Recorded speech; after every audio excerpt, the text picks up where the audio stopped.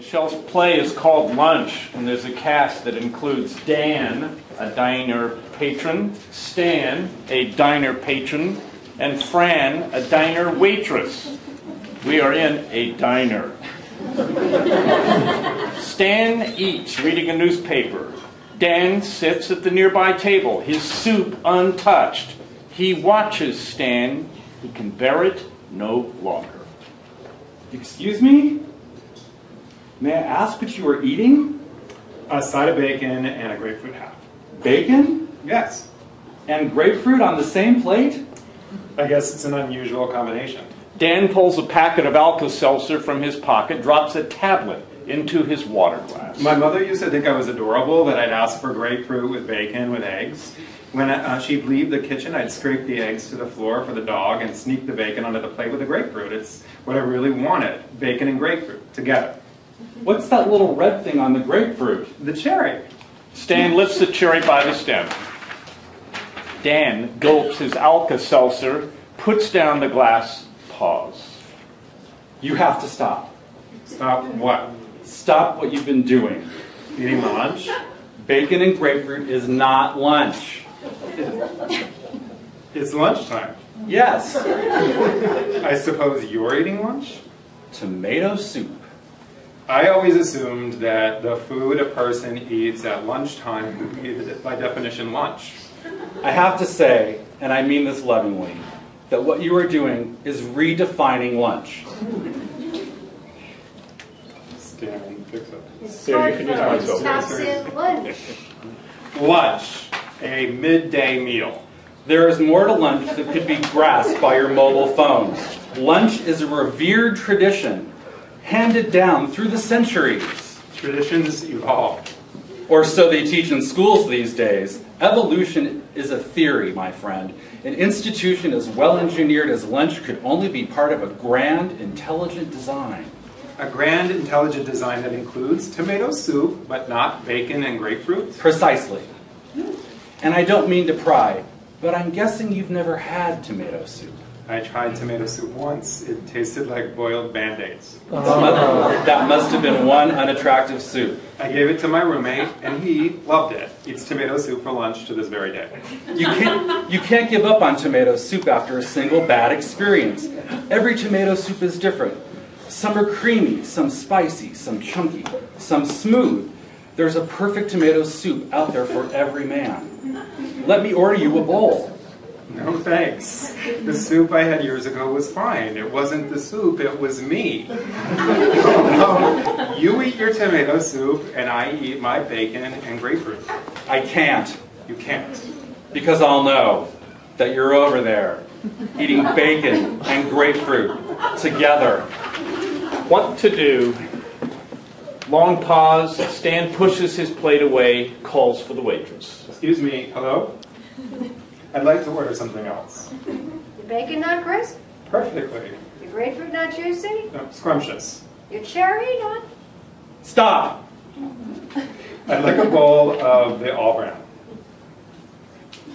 Fran writes in her pad. Fran? And the all beef frank. Frank? Holy Mother of God. What? Bran on dog. I've always had a taste for the Get it? unconventional. Bran on dog? Got it. On dog? I'm sorry. Go ahead. It's for benefit. I've always had a taste for the unconventional combinations. You can't just go combining anything with anything. What if a child were to walk into the restaurant? What if a child were to walk into a restaurant? If a child were to see you eating just any two things together, it might give him ideas. Fun ideas. Food is not fun, food is functional. There's nutrition in everything I like to eat and everything else that I like to eat with it. But things that don't go together don't go together. You take a tomato, an onion, a carrot, celery, garlic, some basil maybe, and you have a single sanctified union, tomato soup. You take bacon on a plate and a grapefruit half on a plate, and you get bacon on a plate and a grapefruit half on a plate. Which merge in a beautiful harmony in your stomach. Where these unnatural pairings create disease, new forms of bacteria never seen by man, epidemics the world over, the collapse of the global economy. Maybe you'd like some nice saltines? I would not. Can I ask your name? Dan. Dan, I've been trying to wrap my brain around why you have such strong opinions about my lunch. And can I come up with, and I can only come up with one explanation. I think maybe you're a little bit afraid. Yes, I fear for the institution of lunch. That's not what I think you're afraid of. I think that you're afraid if you see another man eating bacon and grapefruit, or all bran, and then I'll be frank, that something inside of you might want to try it. There is but one source, one authority, one solemn covenant. Dan gets the menu from his table, holds it aloft like a stone tablet. The Uncle Skippy's Feed Bag Menu. The Uncle Skippy's Feed Bag Menu is the contract between the proprietor, Uncle Skippy, and his patrons. The Uncle Skippy's Feed Bag Menu records the practices and precepts that govern Uncle Skippy's establishment, without which his patrons would have no notion of what to order, what to believe in, how to live. This gentleman, Stan, has ordered dishes that are not as culinary entities, sanctioned by this menu, which deprives me, a menu-abiding patron, of my culinary freedom. A nice basket of cheesy bread. Stan is waging war on tomato soup. Christ, business is slow today. Stan indulges in unnatural combinations. Stan is a threat to the institution of lunch. Funny you being Stan. Dan opens the menu.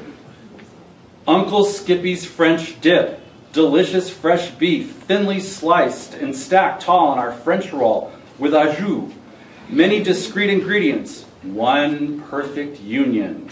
why is it so funny that I'm Stan? Uncle Skippy's Turkey Club. Turkey decker stacked with sliced turkey breast, bacon, and ham with tomatoes, lettuce, and mayonnaise.